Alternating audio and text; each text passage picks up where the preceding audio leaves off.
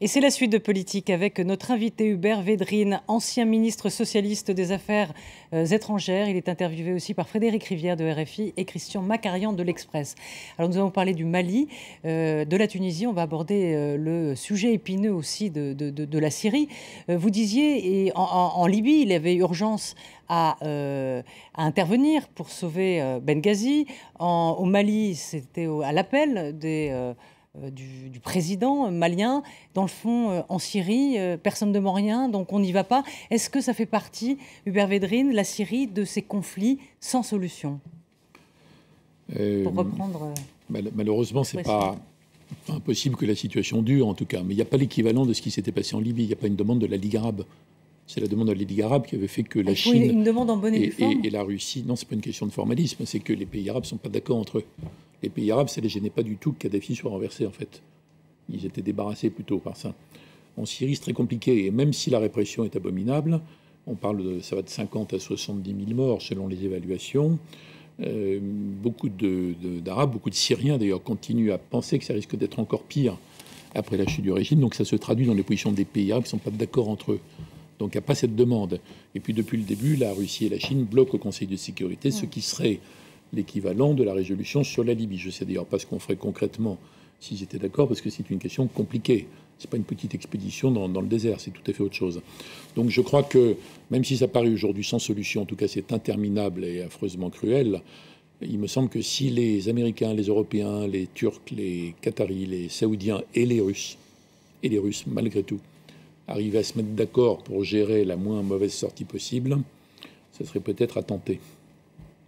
Est-ce qu'on n'a pas fait une erreur depuis le début à dire aussi fermement Bachar doit partir, Bachar must go, et on a bloqué tout processus Je pense que c'est aux insurgés de le dire, ça. Enfin, de se poser la question. C'est à eux, c'est eux qui sont sur le terrain, en première ligne, qui prennent les risques les plus grands.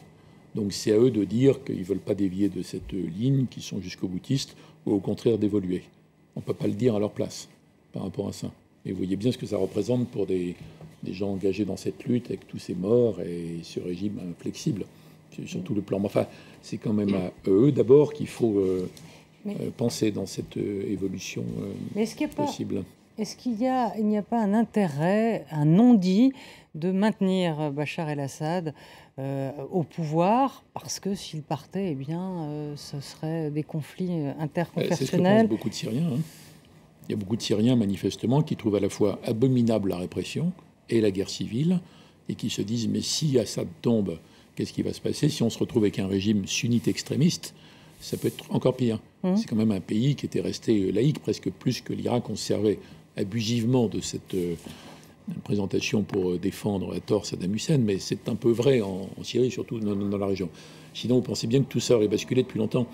Il n'y avait pas tellement de gens en Syrie, dans la classe moyenne, la bourgeoisie. Donc en fait, ce n'est pas ce terme que vous détestez, la communauté internationale, qui bloque. Je ne déteste pas, c'est très sympathique comme terme, ça n'existe pas, c'est tout. Oui, c'est pas que je déteste, c'est un terme prématuré.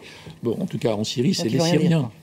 C'est les Syriens qui sont, et certains pays arabes qui se fait encore pire. D'ailleurs, c'est un des seuls points où Poutine est appuyé par son opinion publique. Poutine qui est assez impopulaire aujourd'hui en Russie. Mais quand il dit si le régime tombe, ça va être à nouveau le chaos islamique, et puis ça va réveiller la guerre civile dans le Caucase, il est soutenu par sa population en Russie, sur ce point.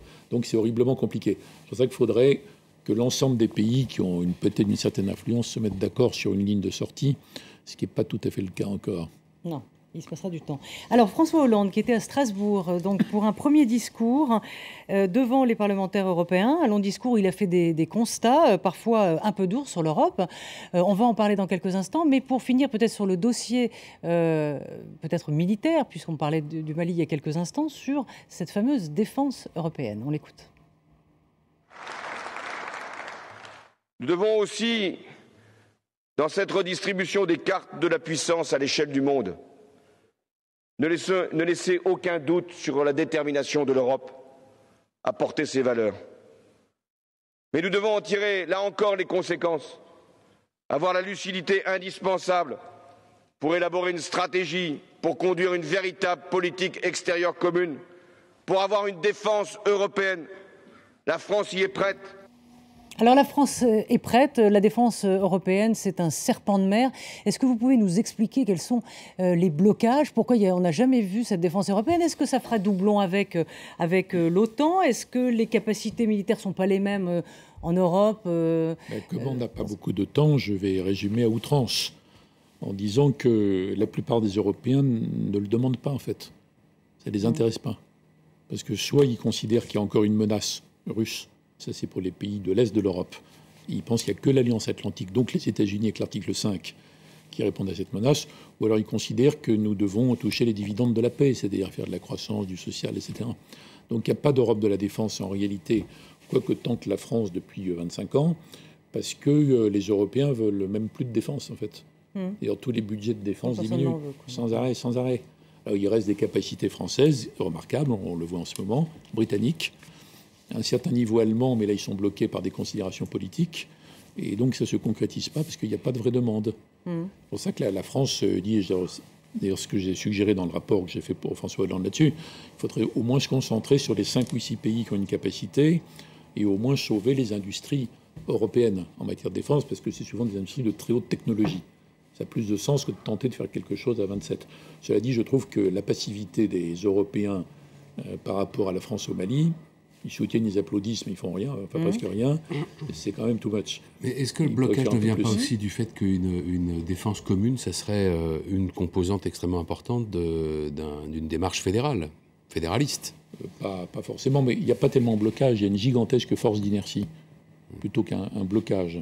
Alors, quant à Europe de la défense, oui, alors ça dépend qui parle à qui, mais ceux qui disent qu'il faut absolument une Europe fédérale, une Europe politique, etc., sans qu'on sache jamais ce que ça veut dire, parce que ces mots ont beaucoup de définitions différentes possibles. Donc, il faut soulever le capot pour voir ce qu'il y a dedans, quand même. En tout cas, on pourrait dire... les mots valises. Oui, c'est un mot valise. Alors, c'est sympathique si on veut noyer le poisson, mais si on veut être précis, ça ne fonctionne pas. Donc, ceux qui disent ça, il faut leur dire, est-ce que votre Europe politique inclut une Europe de la défense? Et dans ce cas, ça veut dire quoi?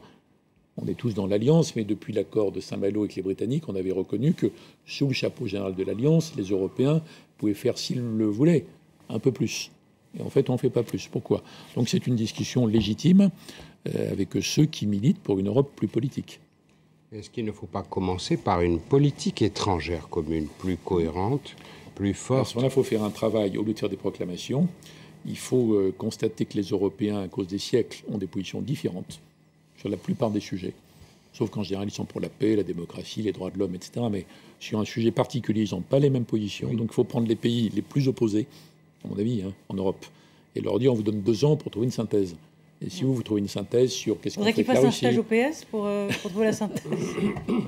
Sur la Russie, sur la Chine, sur les questions arabes, sur l'Afrique, sur beaucoup de sujets. Si on arrive à mettre d'accord les pays les plus antagonistes, à ce moment-là, l'ensemble de l'Europe pourra progresser. Et si on part des généralités, donc démocratie, droits de l'homme, on ne progresse pas en fait.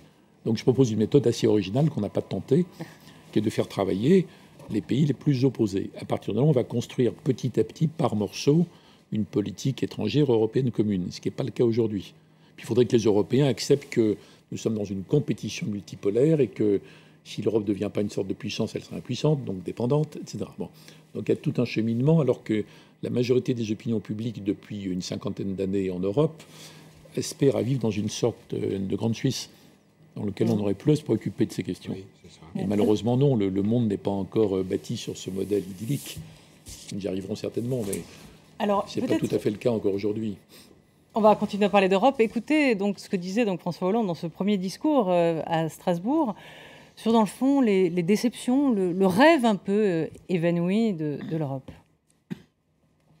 François Mitterrand, devant le Parlement européen, il y a 17 ans, demandait à ceux qui l'écoutaient de tout faire pour que les Européens aiment l'Europe. 17 ans après, convenons-en, nous sommes loin du compte. Donc un rêve évanoui, l'Europe ?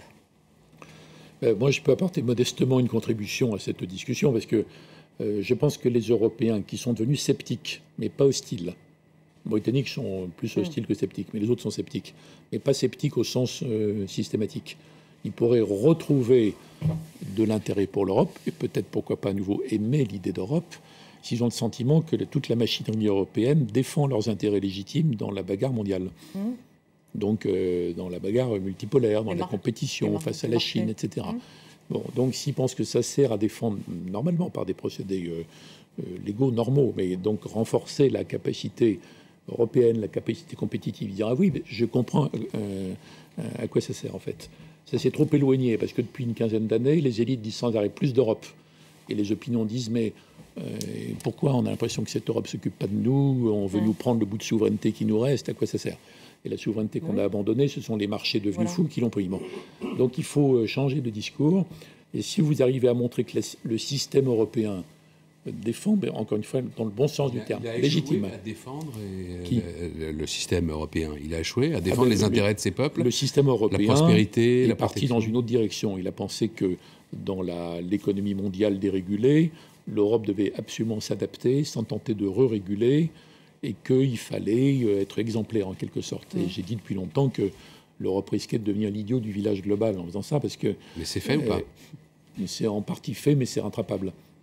Et alors que les Chinois, les Américains, enfin, tous les autres en fait, les Brésiliens, ils ont une façon de jouer dans le jeu mondial en maximisant le profit en fait, et en défendant mieux leurs intérêts. Donc moi je suggère un sursaut par rapport à ça. Je pense que l'intérêt des peuples, soutien, amour peut-être, viendra après. Est-ce que l'euro aujourd'hui est un obstacle?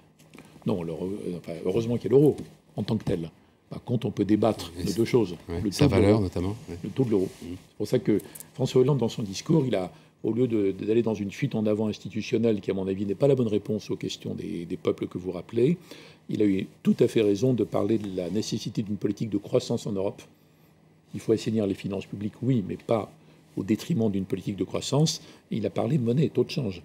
Et ça, c'est très, très, très important que les Européens, là-dessus, soient pas aussi naïfs qu'ils l'ont été, alors que les Chinois, les Américains, les Japonais ont également une gestion politique rationnelle, mais enfin aussi politique de leur monnaie. Donc c'est très très important et c'est un des grands facteurs de la compétitivité européenne. Là, on est dans des vrais sujets, je crois. Tout à l'heure, je vous posais la question sur est-ce que la France va tirer profit de ce qui s'est passé au Mali diplomatiquement. On voit que l'Allemagne est un nain militaire, mais un géant économique. Est-ce que là, le fait de la France d'avoir eu ce succès militaire diplomatique peut rééquilibrer cette relation franco-allemande ? Un petit peu, mais bon, l'Allemagne n'est pas un nain militaire. Hein. L'Allemagne a des capacités. Simplement, il y a une sorte d'inhibition allemande sur l'emploi, sur le mode d'emploi. Par rapport à ça, gens économiques, oui, mais enfin bon, on n'est quand même pas rien, en dépit d'une sorte de volonté française, habitude française de s'auto-déprécier constamment. Ça peut contribuer à un rééquilibrage, en disant oui, la France est capable dans ce domaine-là. Par rapport aux États-Unis, c'est très important. Ben oui. Le regard américain sur le système européen, mais je pense que ça ne nous dispense en aucune façon d'un gigantesque effort de compétitivité, nous. C'est-à-dire rapport gallois. Rapport gallois que, en principe, le gouvernement a fait sien. Et c'est un travail de longue haleine après. Donc, vous voyez, la capacité militaire ne nous dispense pas de ça. Bien sûr. Et est-ce que vous sentez cette relation franco-allemande bonne? On a l'impression que Angela Merkel et François Hollande, ça tilte pas réellement. Ça, c'est conjoncturel. De toute façon, il n'y a plus de couple depuis longtemps. Hein. Il n'y a plus de couple depuis, en gros, la réunification. Donc plus de moteur. Non, il y a parfois un moteur. Il n'y a plus de couple au sens sentimental, au sens lyrique. Oh, et Sarkozy, le Merkozy, attendez, c'était un couple quand même. Non, parce que Merkel, à la fin, était gênée par le fait que ses directives sur la lutte contre le déficit étaient que allemandes. Donc elle a un peu réinventé le couple, parce que ça passait mieux, quoi, pour faire passer la pilule, en disant que c'était franco-allemand que purement allemand. Mais ce n'était pas vrai, en fait. Bon, de toute façon, depuis la réunification, depuis le départ de Kohl et Mitterrand, c'est un autre monde et il ne faut plus employer les mêmes mots, ça nous embrouille. Alors, ce qui demeure vrai, mais oublions tout le passé franco-allemand et les guerres et la réconciliation et tout le reste. Partons de la réalité de 2013.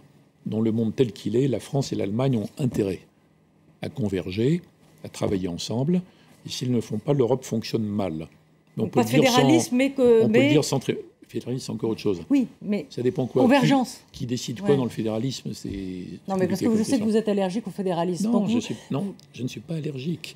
Je dis qu'on ne peut pas employer ce mot qui a 10 sens différents. On l'a imposé à l'Allemagne en 1945 pour l'affaiblir. Ouais. On en parle aujourd'hui comme si ça allait nous renforcer par magie. Vous êtes d'accord pour une certaine harmonisation dans certains domaines. On détaille le mot pour savoir ce que ça veut dire. En tout cas, convergence est indispensable. Et la France et l'Allemagne ont intérêt à converger, même si n'est pas le passé. C'est notre intérêt. Alors après, le fait de s'entendre plus ou moins bien à un moment donné, ça n'a pas d'importance en réalité. Si les deux pays arrivent à trouver des solutions ensemble, mais ce n'est pas le cas. Parce que sur l'énergie, sur plein de sujets, on n'a pas les mêmes approches. Donc faisons un travail entre Français et Allemands pour trouver des solutions. C'était trouvé, par exemple, sur l'affaire de la taxe sur les transactions financières. Il y a eu un accord franco-allemand, ce sont des choses qui avancent. Mais c'est jamais automatique. C'est des pays différents, c'est jamais automatique. Il faut le travailler. Quelle est votre appréciation sur le bilan global en matière internationale, étrangère, européenne, tout ce qu'on vient d'aborder, de François Hollande? Et quelle différence feriez-vous? Vous faire un bilan global au bout de 6 mois, je comprends pas. Votre appréciation, je dis. Vous auriez fait une appréciation de Schröder au bout de 6 mois? Qu'est-ce que vous auriez dit? Alors, quelle différence d'Obama au bout de 6 mois? Alors, je vais tourner ma question autrement. Quelle différence établissez-vous d'ores et déjà avec Nicolas Sarkozy? Il y a une gigantesque différence de style. De méthode, de calme, de sérénité. Il y a une énorme différence sur ce plan. Par rapport aux axes, c'est plus continu dans le cas de François Hollande, alors que Sarkozy, c'était constamment surprenant. Il a pris parfois de bonnes décisions, mais il n'y a pas de fil conducteur, vous voyez. Et sur l'Europe, Hubert Védrine, puisqu'on en parlait, François Hollande se targue d'avoir réorienté l'Europe. Lui, en fait, crédit. On peut dire deux choses là-dessus. C'est que, d'abord, tout en reconnaissant qu'il faut assainir les finances publiques, etc. Et donc, il a réussi à faire compléter le traité du 2 mars, qui est une sorte de rappel de Maastricht, un peu renforcé, pour revenir dans des situations d'équilibre gérables. Bon, il a réussi à le compléter par un volet croissance. Mais beaucoup de choses se jouent maintenant. C'est pour ça qu'il en a reparlé avec insistance. C'est comme ça que je l'ai compris, en tout cas au Parlement européen, parce que beaucoup de pays, au fond, laissent un peu tomber ce thème, alors qu'il est vital. Il est vital socialement, humainement, politiquement. Comment est-ce qu'on peut combiner en Europe l'assainissement des finances publiques et la croissance? Ça, c'est très, très important. Deuxièmement, je pense qu'il a rétabli avec les autres pays européens qui admettent l'orientation générale, mais qui trouvent que l'Allemagne de Merkel, en tout cas, pèse trop. Il a rétabli une sorte d'équilibre. Merci beaucoup Hubert Védrine, c'est la fin de cette émission. Je vous remercie d'être passé sur le plateau de France 24. À la semaine prochaine pour de nouvelles aventures. À très vite. Merci.